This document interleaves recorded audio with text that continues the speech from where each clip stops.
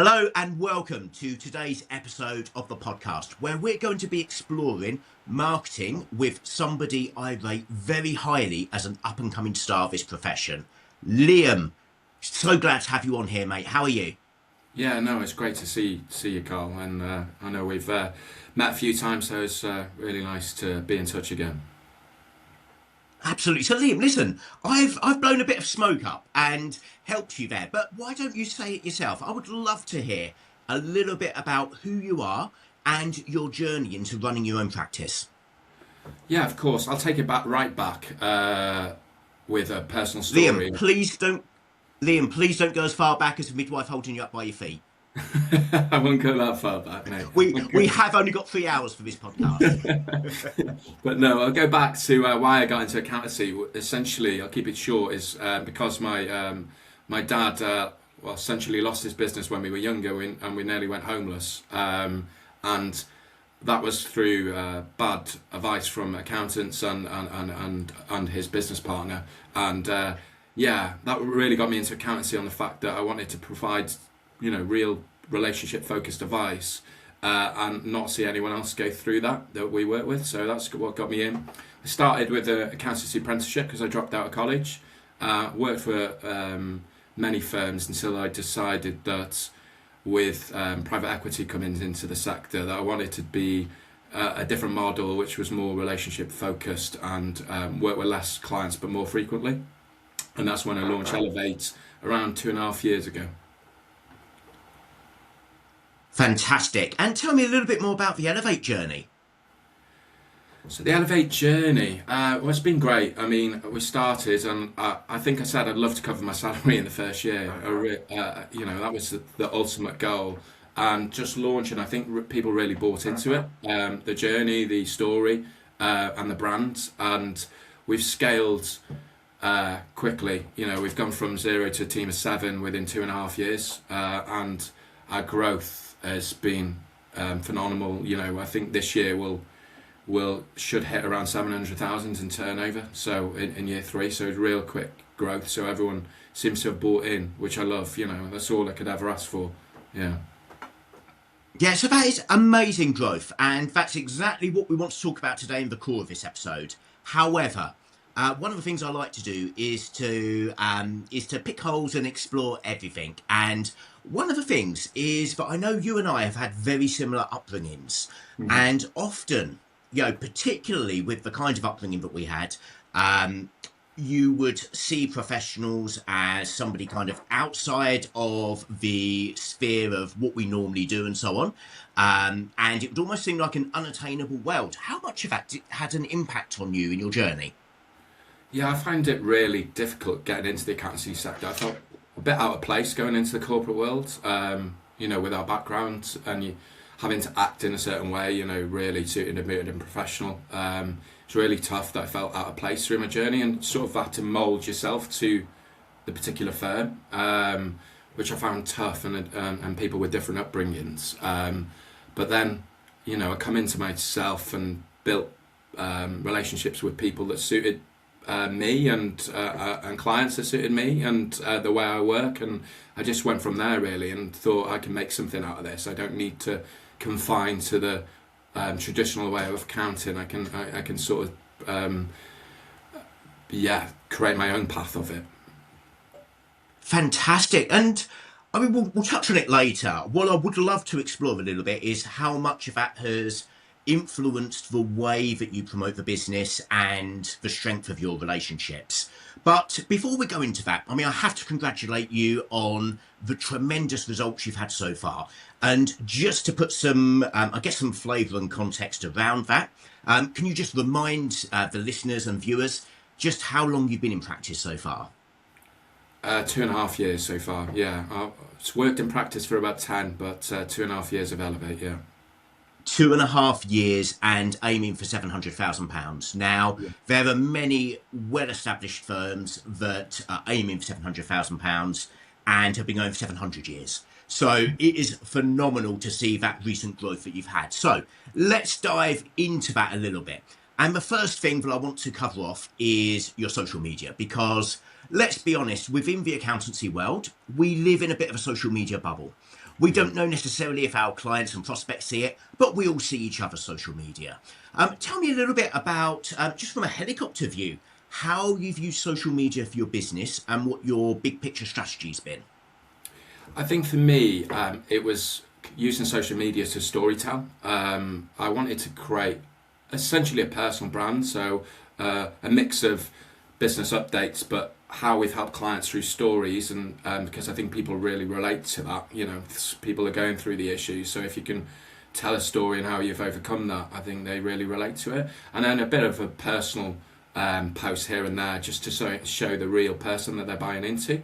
That was my sort of social media strategy. I know there's loads of social media ways to go. I know some great accountants using Instagram and TikTok. For me, my focus has always been on LinkedIn. I just found it the platform I suit with. But I know that's not the only social media channel to use. I just thought it's worked for me.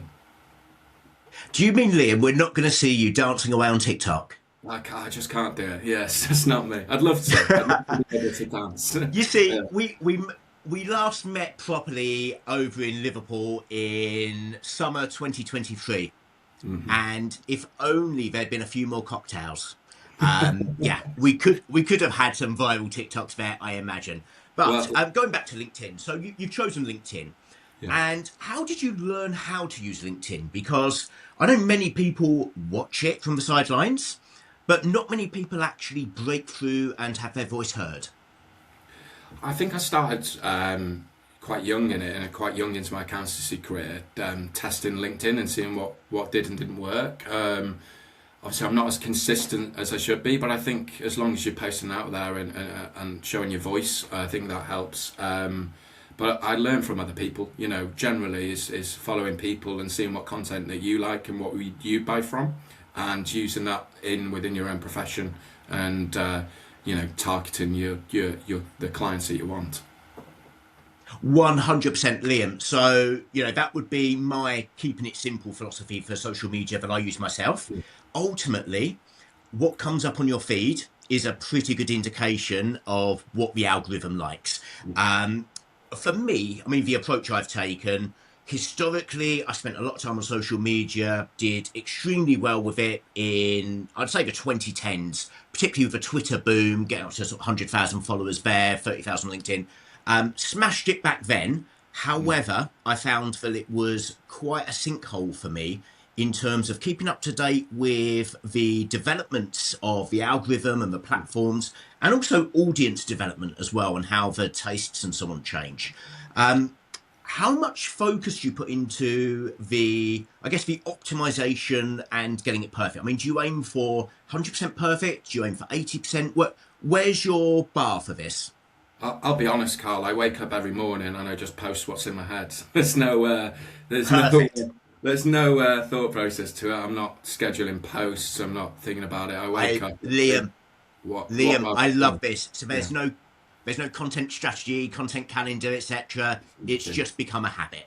And some of the best posts are the ones that you don't think are going to do well. They fly, and you just think, well, I just thought of that today off the top of my head. Whereas the ones you actually really think about and you plan, they don't do really well. So I think just wake up and just get on with it. I mean, some days it's hard, but yeah, I just have to post. Yeah. This is it, and it is so true what you say that sometimes it's just about getting it out there and seeing what happens. A perfect example of this that I had in my, but I'm sure you've got some from your experience as well, Yeah. was that I did a webinar for a brand, posted some really valuable content up. And it was content, it was for accountants, and it was the kind of content that actually I would have paid money for, as silly as that sounds. It was a timely reminder of what I believe firms needed to do, and it was amplified by the guests on the webinar. Now, I posted that and got about 3,000 views. I posted a second post about whether it was appropriate to wear an animal print jumper on a webinar, because I happened to wear a jumper that had an animal print on it. You can guess exactly what happened. It was over 12 to 15 times the views and engagement. It was crazy. And sometimes social media just doesn't make sense like that. Now, I know for a lot of firms watching and listening, they might be earlier on in their journey on social media, perhaps have been members longer, but actually earlier on in refining and using it properly. So I want to ask for questions that I believe might be in the minds of many who are thinking about this.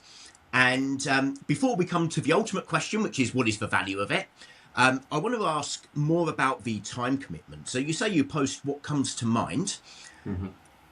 Do you adapt the way that you post based on what you see on the platform, or do you just keep it completely authentic to your own voice? How much of a slave are you to the platform and the algorithm? I think I write a post and then try to change the content to more storytelling. I think that's where I feel they work better. So I do write, but I do use the platform in terms of knowing what's working at the time. And generally at the moment, it's a lot of storytelling, I think, which sells, because people's buying into their same. They've got the same story. They're facing the same pain points. So if you're talking about that, I think it really helps.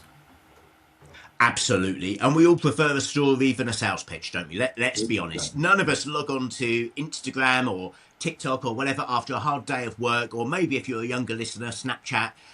You don't log on to there to look at the adverts and buy something. You log on for a bit of light refreshment. You mentioned that the stories sell. So I do want to come in with the cold hard question. How much business has this generated directly? So I'm not talking about indirect at the moment, just for direct business inquiries that come in through direct messages, etc. Through LinkedIn, yeah. Well, through my social media channels, is in total it's touching 300,000 through social media.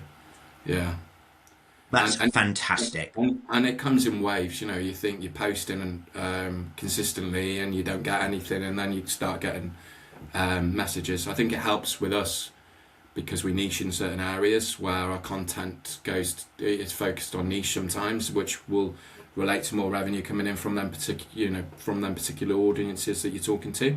But yeah, it's been phenomenal return on investment. Yeah, and I think that's another really important point that I want to pull out from here. So the first important point that I want to pull out for everybody is storytelling. If you take anything from this podcast, storytelling is absolutely key. The second is that you're posting for the audience who pay you money. And that's critical because I see a lot of the profession posting for the benefit of other professionals, be that people who refer to them, maybe banks, financial advisors and so on, or even worse, other accountants. And this is potentially because those who are very good at social media, who sell their services to accountants, are talking to accountants. But actually, what we need to remember and keep at the front of our mind is who pays our bills, because we can't pay our mortgage or our rent on likes and comments and shares. So actually having even if it's not a formal strategy, but in your head, a strategy of who is this communication to is really powerful. Now, Liam, I asked you how much it has contributed directly. I now want to segue into the indirect benefits, because certainly something that I've seen on my journey is that social media really helps just, smooth over relationships with clients and prospects. And it allows you to, warm up those relationships and top up the emotional bank accounts when you're not in constant contact. But I would love you to put some real flavour onto this. I know that you've been very present at industry events and so on. In fact, at the time of recording, I'm sure we're both going to be meeting up in London tomorrow. This is kind of how an integrated online and offline platform works. How have you found that social media has helped you with building true relationships with people? Yeah, I think social media starts the conversations generally and builds up your profile. I think that's led to lots of conversations, lots of events. You get invited to speak at events, invited to do webinars, conferences, etc. To really embed yourself in a sector. It leans you into that. I suppose it's giving you authority. Social media. People are seeing you as an authoritative figure, and they want you around within their network. So they bring you in as a source for their network. So I think it really leads into events and other things from there. Yeah, I mean, I agree wholeheartedly. So if I look back at my journey, I would say that it's been phenomenal, but it's also very hard sometimes to quantify the direct return. And there's a few aspects to this from my perspective, and I'd love to get your views if you've got any differing views or complementary views that can come into this. I think that the way we as humans consume media, learn about what's going on in the world and so on has completely changed. That shouldn't be new to anyone. You're listening to a podcast, whereas 10 years ago you might have listened to Radio 1. You're watching it on YouTube, whereas 10 years ago you might have watched TV and watched Coronation Street or EastEnders. That's no news to anyone. But the change in the media means that I guess the place where authority can be built once was gatekept by commissioners and broadcasters. It's now been opened up to the masses where the voices can come through. And those with credibility, strong message, consistency, and so on really shine. So, from that perspective, where we are today, the marketing web, as I call it, so the different aspects of marketing that all come together to then magically produce some great results, and you're not quite sure how it's happened, historically might have included newspapers, TV coverage, and so on. And that's exactly what I did in the 2010s, and it worked okay. But actually, nowadays, it can be done far more effectively, potentially without PR agents, marketing agents, and so on. And you can really build up that visibility across the board, even if it's something that you don't particularly enjoy. It's something that you can do on a very light touch basis. Liam, on that basis, I mean, the fact that, certainly from my perspective, I see that there's a marketing web of lots of different things come together, and then you're totally not avoidable. People see you wherever they look. You might not agree with that, and please do feel free to disagree if you don't agree with it. But if you do, what I'd like to ask you is, how does your social media complement other forms of marketing that you might do? I think I forget the stats. Is it like you need 7 touch points or something to build a relationship? Something like that. Something Yeah, like that. I don't know if it still applies, but it was something like 7 or 9. I can't remember the exact number. Yeah, and I think that social media complements the other marketing strategies, and you often see sometimes with social media as well that you think that people are not engaging with it, but you go to these industry events. And they're like, oh, we see your social media posts and stuff, and they've never engaged with the posts before, but they're obviously seeing the content which backs up what you're saying. They know what you're doing within the market, and that then opens the doors to other contact points, and I think that really builds some credibility and authority within a sector, using social media as a forefront, but you need all the other touch points to work with it to get them sales. Absolutely. So if we can just explore now some of the other methods of marketing before we come along to what's my personal favourite. So the other methods of marketing that you use, I mean, do you use anything like email marketing, search engine marketing, any sort of social media marketing? Do you have any sort of paid ad spend? Do you use any marketing agencies? Tell us a little bit more about what happens outside of Liam on LinkedIn. LinkedIn Liam, there we go. LinkedIn Liam, I love it. But no, to be honest, Carl, I haven't spent a pound on marketing, which is crazy in 2.5 years. We don't do any Google Ads, email marketing, anything like that. We use traditional, obviously, Google reviews as our main source, gaining authority from clients, getting some recommendation that we use.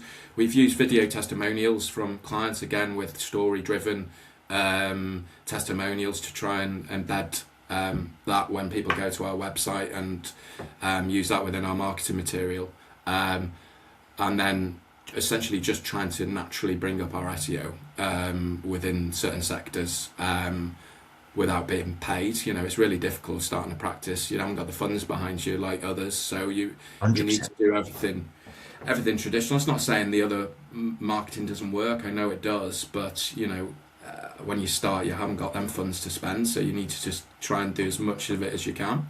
But I think relying on your network as a whole. You know, you've built up relationships and network, and you've got to shout about it. I think when I started my firm, I literally told everyone, family, friends, barbers, you know, everything, anyone you'd come in contact with, that I've now got an accountancy firm. You just got to be out there.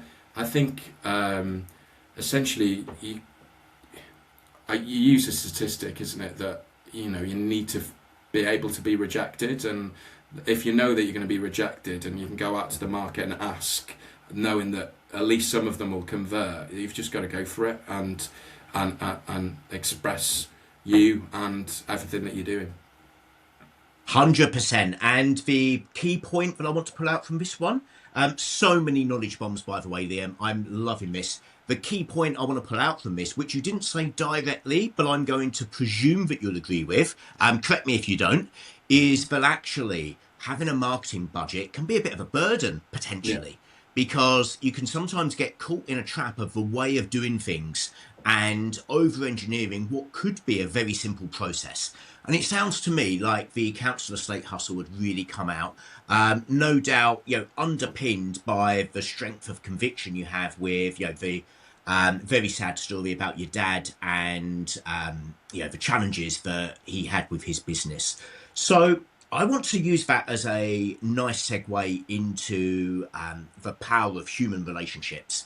Because, yes, it's all well and good having digital relationships, being pixels and profile pictures on a screen.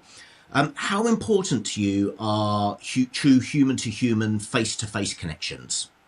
Oh, so important, yeah. And this is it. It's always been about building your network of professionals, clients, suppliers, customers, everything. You know, everything is that having a professional network around you that you can go to for support, advice, you know, win work, introduce clients to. It's you need everyone around you that you can have a real decent relationship with, because business is all about relationships. You know, you buy into people because you like the people and their journey and their story and everything about them, and without that, you know, everyone's not for everyone, but you're for someone. And I think if you can buy into relationships, then you'll really go far. You know, it was crazy that I'd had so many relationships with people while I was working in these bigger practices that never refer me work.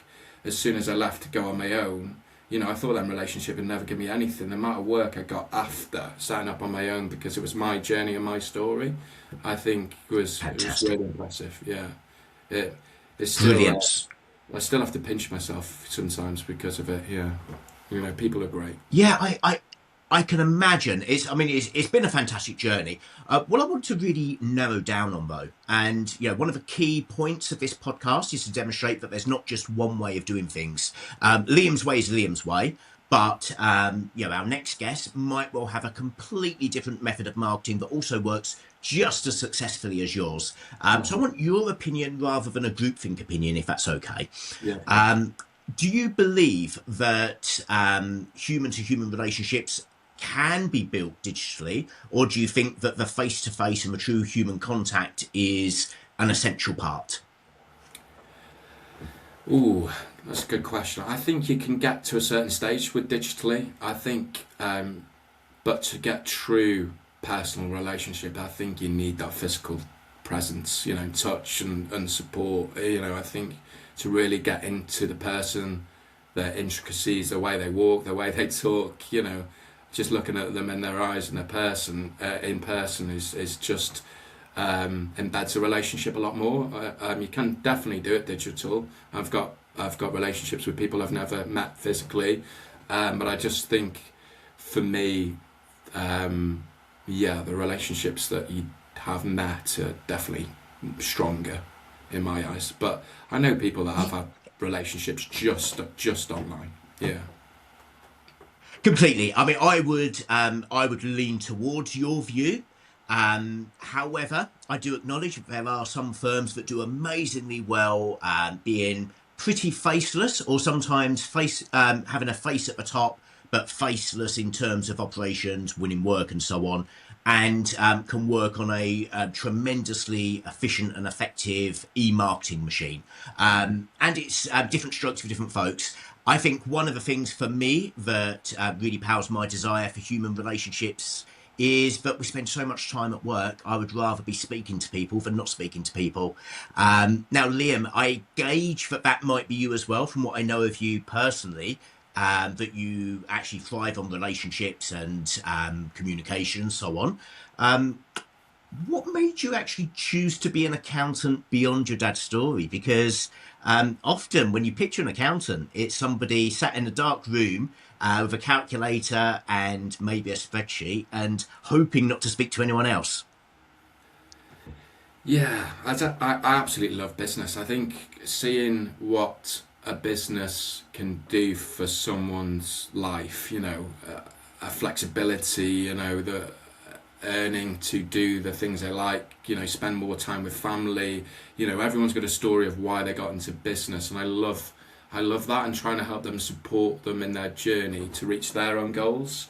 I think it's a real nice to play, real nice place to be within accountancy, to be able to do that. It's sort of caring in a way, which is crazy because people look at finance people, like you say, with calculators, and there's no emotion behind it. But for a lot of us, we really like to see people do well and progress and really change their life. Absolutely. Yeah. You will know from my small business work that I believe that running a small business, it should be for everybody. It's why I do what I do with young enterprise and so on. Having an enterprising mindset is so powerful, not just from an earning capacity, but from a social mobility perspective, but also from a personal empowerment perspective. It's often said that we become unemployable, and despite working 16 hours a day, at least we can choose which 16 hours we work. But I can see that spirit in you as well, and in your own journey, and I can see the spark in your eyes, because obviously I knew you before you'd set up your practice. So I perhaps got an insight into the two Liams. We've had LinkedIn Liam, but we've got the pre and post Elevate Liams. How would you say that, just from a bigger picture perspective, running a practice has changed your life? Ooh, I think it just gave me, to be honest, I was close to leaving the profession. I just wasn't enjoying the corporate affair, and I was close to leaving the profession, and I thought, let's just give it a go. Let's define our own path, and I've just fell back in love with the profession. Running their own practice, like you say, deciding when and where you can work, how you work, the people you work with. It's just a pleasure. It's made me fall back in love with it. And yeah, I think it's just the best thing I've been able to do, and just being able to support my family a bit more, give back to the people that brought me up, and take them away on holidays and things that they'd struggle to afford to pay for when we were children. You're just able to do everything. It gives you so much opportunity. So yeah, no, that's it. I've fell in love with the profession again because of it. Liam, I absolutely love that. And what you're doing, there's a reason why you fell back into love. You found the spark, you found your passion, you found your vision, you found your why behind why you was doing it when you started on your own. And what you've done is you've lived towards that vision, you've helped business owners, you've changed their life. So well done, mate. Okay, serious stuff over. We're going to ask you some quick fire questions, and the first couple are fairly obvious ones, and then we'll go to a few more random ones. And these are questions I like to ask people that I speak to, just to understand a little bit more about them, but also to actually dig a bit deeper into stuff that's really helped them do what they do. So first things first, if we stick to the topic of a podcast and then we broaden out, what's one piece of marketing advice? I know you've covered quite a few bits here that have been absolute knowledge bombs, but what's one piece of advice that you would give to anybody listening to this podcast today? For me personally, I'd stick to some niches, and I know people are in and out of it, but I would stick with a niche or a couple.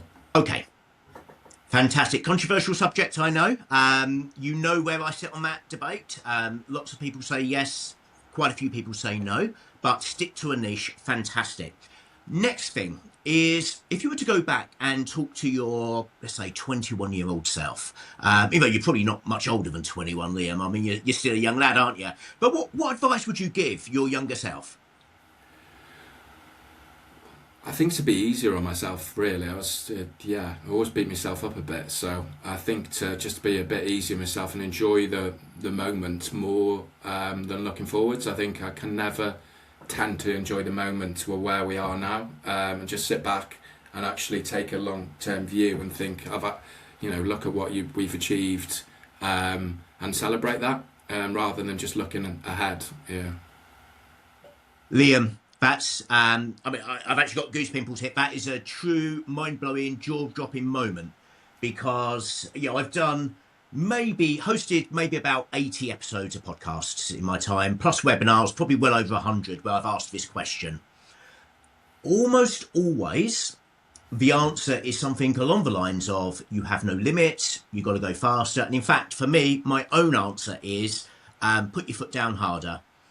Go faster, believe in yourself, do it. You are the first person who said, take time to step back, reflect, and enjoy the moment.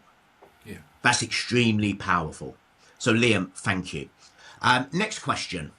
If you were to arrange a dinner party and you can invite 3 other guests, could be dead, could be alive, could be fictional, could be non-fictional, who would you invite? I've heard this question before and I couldn't answer it then, so it's right on the spot. Okay, well, you can have one. You can invite me. You can invite me. I was going to say, the last one. I'd have to invite you, wouldn't I? But I'd quite like, and I know it's controversial, but Gary Neville. Don't know why. I just think he'd and a bit of Roy Keane because I'm a Man United fan, so I'd like to. I just think you'd have a controversial debate with them too, and a bit of fun because they're both really different characters. So, and obviously fantastic. You wouldn't go for Alex Ferguson? Yeah, no, you would go Alex Ferguson? I should, but no, you fall in love with the players, don't you? Yeah, so do you know what? I know this isn't my question, but if I was to host a Man United themed dinner party, which would be completely unlikely being a Southend United supporter, but I would have Alex Ferguson for his lessons on resilience and leadership, particularly resilience in the early years before my time watching football, but who's about to get the chop. I would have David Beckham because I remember in 2006 being an England supporter at Wembley and absolutely hating him because he got sent off, and was it the World Cup that he got sent off? I think it was a World Cup against Argentina, possibly. I can't remember. But how he reinvented himself. And do you know what, as much as I hated him on the pitch, probably Roy Keane. How he's actually stayed so humble. You can have those 3, be a pretty powerful, although a pretty unequal dinner party. It'll very much be a boys' night, but if it had to be Man United themed, I guess that's where it is. So, okay, so that's the dinner party question. The next question. What is the best thing that you've bought recently for under about £50 that's changed your life in some way? Wow. I don't buy much. Typical accountant, don't buy. Accountants don't, and that's why I ask. It can be anything. It can be, a water bottle, which is going to sound crazy because I don't drink enough water, so it's been helpful. The ones that have got their times on them, so you know that you're drinking enough. Yeah, just that. It's so simple, but I don't drink enough, so because I'm just working, so I forget, and now I can see how much I've been drinking and by what time to keep me on track. You say that's so simple. The reality is that I imagine half of the listeners wouldn't have thought of it and probably wouldn't have even thought about the impact of hydration on what they do at work, let alone at home, and headaches and so on and so forth. So that's exactly the reason why we ask this. Do you have a go-to podcast, website, etc., where you look to improve yourself? I used to like Diary of a CEO. So I listened to it last now, but Diary of a CEO, or The Overlap, something like that, is football related. But Diary of a CEO, I used to really enjoy. I used to watch it all the time. It's not as much anymore. Fantastic.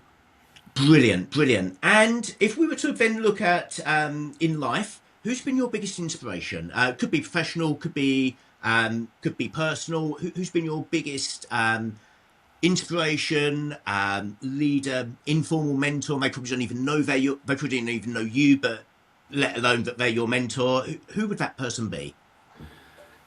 I'm just gonna have to say my dad, really. It's Okay.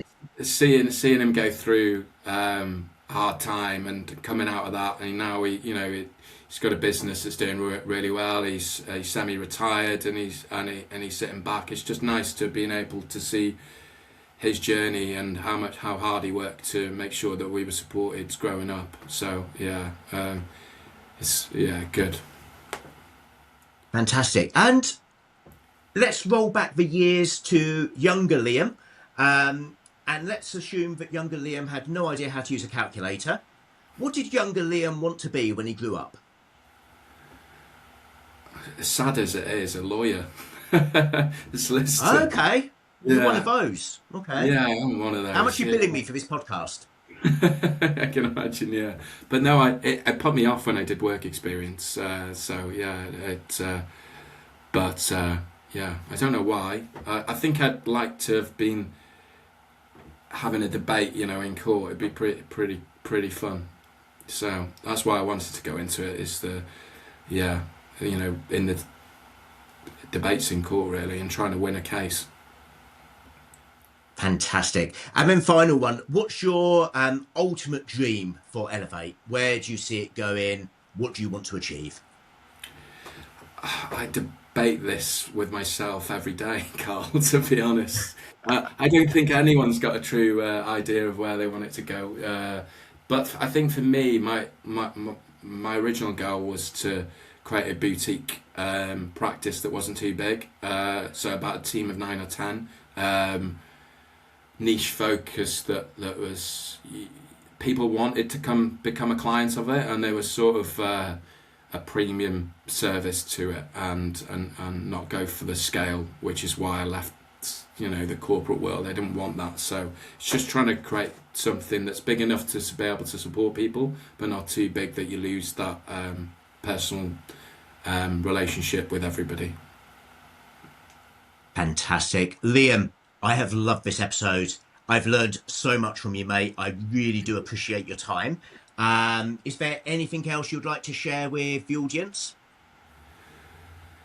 No, not really. If anyone has any questions, then they can always reach out to me, and I'll be more than happy to help. And if you're looking to start a practice, just go for it.